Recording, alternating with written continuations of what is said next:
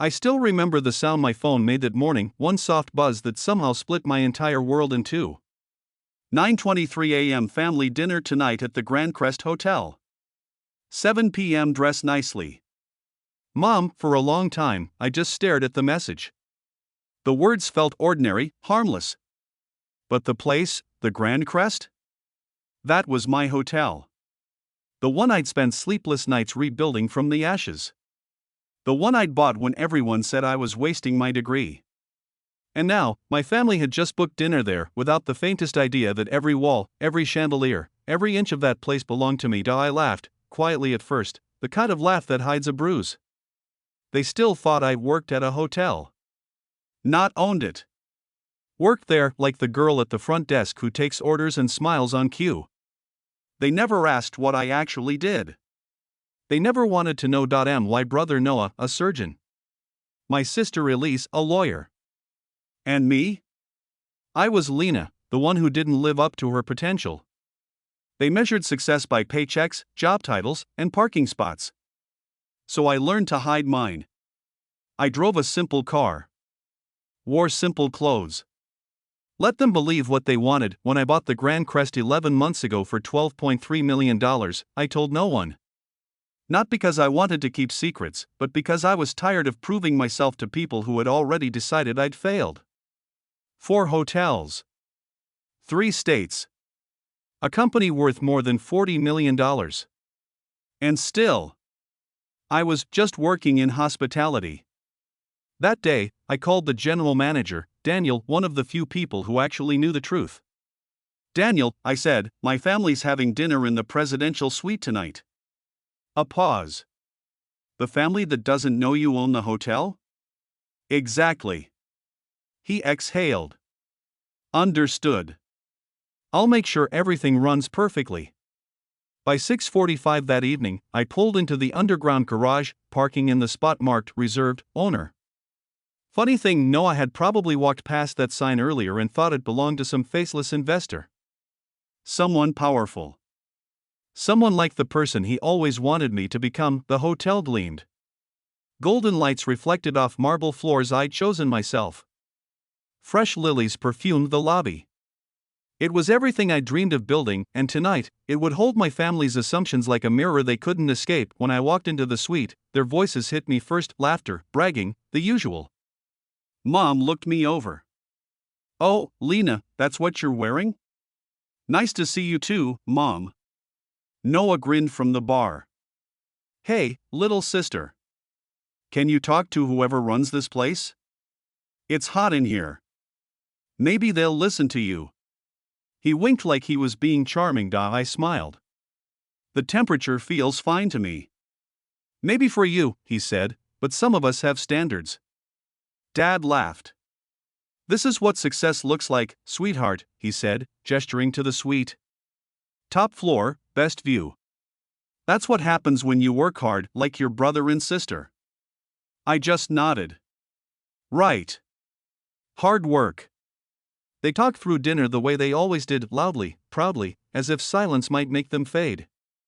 Noah told stories about surgeries that sounded like war tales. Elise bragged about clients she'd crushed in court. Mom and Dad glowed with pride.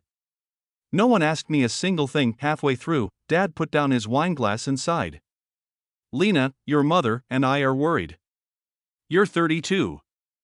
You can't spend your life running around hotels. It's time to think about real stability.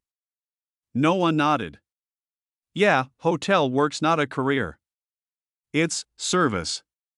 Elise added, it's not too late to start over, though. You're smart, just misguided. I smiled. You're right. I should have made better choices. They all nodded, satisfied, never noticing the storm quietly building in my chest. Then Dad gestured around the room. Look at this place. Beautiful, isn't it? Someone owns this. Someone smart enough to invest, to build real wealth. That could have been you, Lena. Could have been. The words hit harder than they should have. I'd built this room.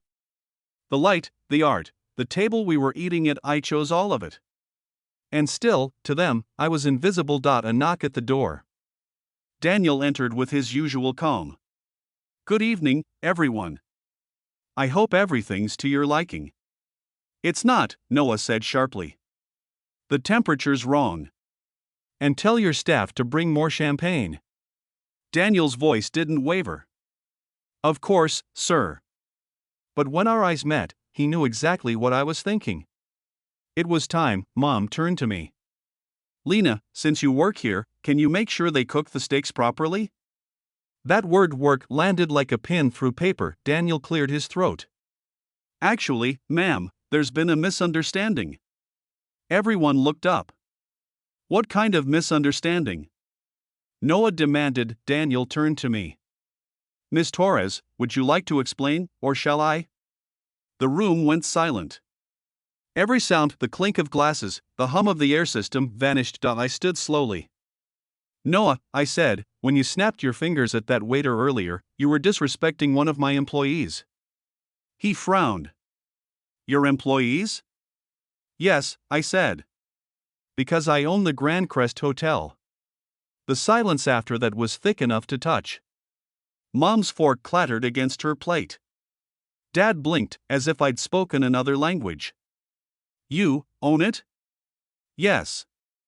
I bought it 11 months ago. Paid $12.3 million. I own 4 hotels now. This suite, this dinner, this moment, all of it sits inside my investment portfolio. Noah's face drained of color. Elise looked at me like she was seeing a stranger. Dad's voice broke. Why didn't you tell us? I smiled softly. Because you never asked. You already decided who I was. You never looked closer. For the first time in years, no one interrupted me. No one corrected me. They just listened. I looked around the room, the suite that had once been a dream, now the stage for my quiet revenge. You spent years teaching me that worth was something you had to show. But I learned something better. Real success doesn't need an audience. It speaks for itself. I stood, pushing my chair back gently. Enjoy your stay. Dinner's on the house.